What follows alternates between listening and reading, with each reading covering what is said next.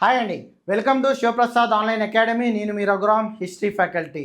Delhi sultanates బానిస వంశానికి సంబంధించిన ఇల్టుట్మిష్ గురించి ఎగ్జామ్ పాయింట్ ఆఫ్ వ్యూలో మనం ప్రధానంగా 4 విషయాల గురించి చర్చించుకోబోతున్నాం. మొదటి విషయం వచ్చేసరికి రాజధాని లాహోర్లో ఉన్న రాజధాని ఢిల్లీకి మార్చిన చక్రవర్తి కింద ఇల్టుట్మిష్ గురించి చెప్పుకుంటాం.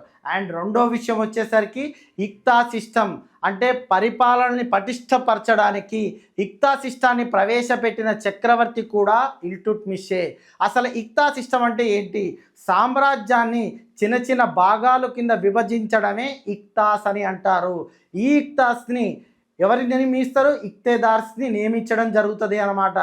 ఈ ఇక్తేదార్స్కి ధనం అంటే శాలరీకి నగదుకు బదులుగా భూమిని కేటాయించడాన్ని ప్రవేశపెట్టిన వ్యక్తి కింద కాకుండా బలపరిచిన వ్యక్తి కింద ఇల్టుట్మిష్ని మనం చెప్పుకుంటాం అన్నమాట.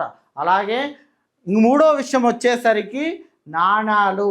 అరబిక్ పదాలతోటి మొట్టమొదటిసారిగా అరబిక్ పదాలతోటి నాణాలు ముద్రించడంతో పాటు గుర్రపు స్వారీ చేస్తున్న నాణాలను కూడా ముద్రించడం, టంకాని ముద్రించడం, జిటల్ని ముద్రించడం, ఈ కాయిన్స్ని కూడా ముద్రించింది కూడా ఇల్టుట్మిష్ యొక్క రాజ్యం టైంలోనే. అండ్ నాలుగో విషయం వచ్చేసరికి ఇస్లాం సామ్రాజ్యానికి ప్రతీకగా కుతుబ్ మినార్ని మొదలు పెట్టింది కుతుబుద్దీన్ ఐబక్ అయినా దాన్ని పూర్తి చేసింది వచ్చేసరికి ఇల్టుట్మిష్. 1232 సంవత్సరంలో దీన్ని పూర్తి చేయడం జరిగింది. ఓకే అండి, signing off. Thanking you, me Raghuram, history faculty.